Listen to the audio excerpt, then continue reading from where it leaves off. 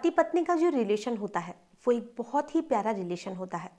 जब इनकी शादी होती है, 7 फेरे होते हैं, तो ये 7 जन्म तक साथ निभाने की कस्में खाते हैं। लेकिन आज वक्त इतना ज़्यादा बदल चुका है कि लोग 7 जन्म तक क्या, एक जन्म भी साथ में शांति से नहीं बिता सकते हैं। ऐसे आपने बहुत से लोगों को देखा भी होगा और सुना भी होगा, जो पति पत्नी आपस में बहुत ज़्यादा लड़ाई झगड़े करते हैं, या फिर कुछ लोग तलाक लेकर एक दूसरे से अलग हो जाते हैं। और कुछ तो ऐसे महान लोग भी होते हैं जो कि एक दूसरे को मारने में भी पीछे नहीं हटते हैं। और इन सब में जो अधिकतर वजह होती है वो होते हैं अवैध संबंध, चाहे तो पत्नी के हो चाहे तो पति के हो। अगर इनके किसी से भी अवैध संबंध बन जाते हैं तो ये अवैध संबंध इस रिश्ते को हमेशा के लिए ख़त्म कर देते हैं। इसमें वजह अलग हो सकती है, कोई तलाक लेकर होता है तो कोई एक दूसरे को मारकर होता है। आज जो मैं आपको कहानी सुनाने वाली हूँ, या कहे कि जो सच्ची घटना बताने वाली हूँ, इसमें भी कुछ ऐसा ही था कि एक औरत ने अपने ही देवर से अवैध संबंध होने के कारण अपने पति को 4 साल तक टॉयलेट के गड्ढे में डाल के रखा। जब लोगों के सामने ये बात आई तो सभी लोग बहुत ज़्यादा हैरान थे कि आखिर कोई भी औरत अपने पति के साथ ऐसी हरकत कैसे कर सकती है। और पति के साथ क्या, किसी के साथ भी कोई ऐसी हरकत कैसे कर सकता है कि उसे इतनी गंदी जगह पर डालकर फेंक दिया जाए। आज की जो कहानी है आपको बहुत ही ज़्यादा हैरान कर सकती है, बहुत ज़्यादा परेशान कर सकती है कि आखिर में कोई भी औरत ऐसी हरकत कैसे कर सकती है। नमस्कार, आदाब, सत श्री अकाल। मैं हूं नंदिनी यादव। आज जो मैं आपको कहानी सुनाने वाली हूँ, या कहे कि जो सच्ची घटना बताने वाली हूँ, ये घटना है उत्तर प्रदेश में गाजियाबाद में एक जगह पड़ती है सिगरोड। वहीं पर एक लड़की जिसका नाम था अनुराधा, सुबह के लगभग 7-8 बजे का समय था। जिसकी लड़की की उम्र थी लगभग 14-15 साल। वो सुबह अपने पार्लर के लिए निकलती है, क्योंकि वो पार्लर में वहीं पर पार्लर का काम सीख रही थी। अब वो जब सुबह पार्लर के लिए निकली तो एक पुलिस वाले जिसका नाम था मुनिराज, वो उस लड़की को रोकने की कोशिश करते हैं, लेकिन वो लड़की नहीं रुकती है और वो जल्दी जल्दी से अपने पार्लर में जाकर घुस जाती है। फिर दूसरे दिन का समय आता है, तीसरा दिन आता है, लेकिन वो लड़की 3-4 दिन रोकने के बाद में भी नहीं रुक रही थी। वो लड़की बहुत ज़्यादा डर जाती थी उस पुलिस वाले को देखकर। अब जब 5वां दिन आता है तो वो पुलिस वाले जो थे मुनिराज जी, वो उस लड़की का रास्ता रोककर आगे खड़े हो जाते हैं कि आज तुम्हें मेरे सारे सवालों के जवाब देने ही होंगे, और तुम डर क्यों रही हो सकता है मैं तुम्हारी मदद कर सकूं। तो वो लड़की रुक जाती है, और अब जो वो मुनिराज जी थे वो उससे कहते हैं कि मैं तुम्हारे साथ बैठकर कुछ शांति से कुछ बात करना चाहता हूँ, मैं तुमसे कुछ सवालों के जवाब जानना चाहता हूँ, तभी मैं तुम्हारी मदद कर पाऊँगा। जो लड़की अनुराधा थी वो वहीं पर उनके साथ में बैठ जाती है। अब जो मुनिराज जी थे वो उससे पूछते हैं कि बताओ तुम्हारी परेशानी क्या है, और तुम इतनी बार थाने आती हो, तुम्हारे पिता को गायब हुए काफ़ी समय बीत चुका है, तो मैं उसी के बारे में जानना चाहता हूँ। तो जो अनुराधा थी वो मुनिराज से कहती है कि 4 साल पहले मेरे पिताजी अचानक से गायब हो गए थे। हमने उन्हें ढूंढने की बहुत कोशिश की, लेकिन हमें वो नहीं मिले, और मैं चाहती हूँ कि आप कैसे भी करके मेरे पिताजी को ढूंढ निकालें। अब जो मुनिराज जी थे वो उससे पूछते हैं कि क्या तुम्हें किसी पर भी शक है। तो वो लड़की कहती है कि नहीं, मुझे किसी पर कोई भी शक नहीं है। फिर वो उसे दूसरा सवाल पूछते हैं कि तुम्हारे घर में सबसे ज़्यादा कौन आता है, और तुम्हारी माँ सबसे ज़्यादा किससे मिलती है। तो वो लड़की कहती है कि जो पास वाले अंकल है, अरुण अंकल, वो हमारे घर पे सबसे ज़्यादा आते हैं, और मेरी माँ उन्हीं के साथ कई बार रात में भी रुकती है। जब ये सारी बातें मुनिराज जी के सामने आई तो उन्हें सारी चीज़ें पता करने में वक्त नहीं लगा, और अब वो उसके घर पहुंच जाते हैं और वो उसकी माँ से पूछताछ करते हैं।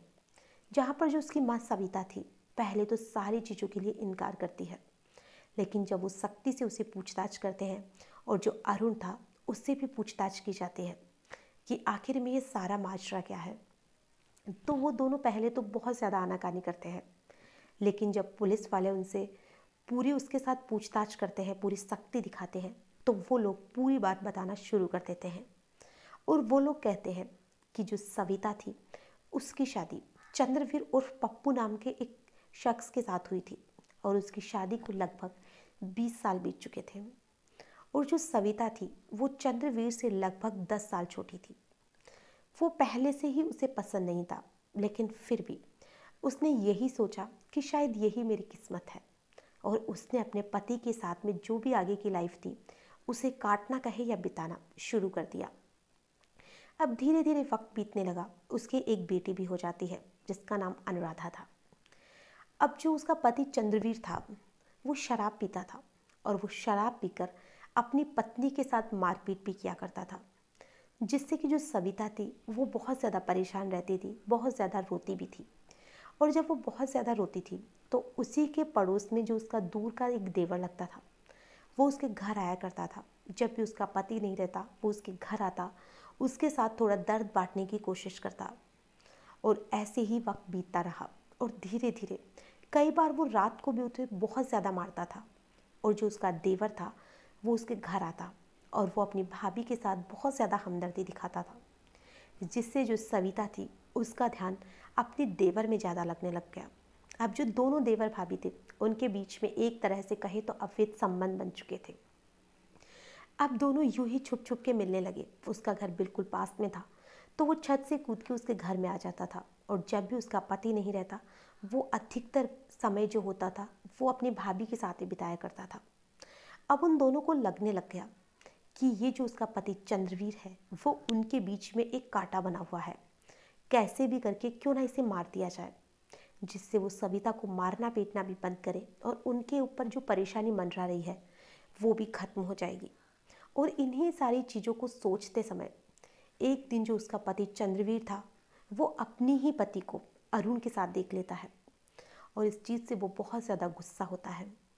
और उसी समय उन दोनों के बीच में हाथापाई हो जाती है, जिसमें जो उसकी पत्नी थी वो उसके सर पर एक पत्थर मार देती है।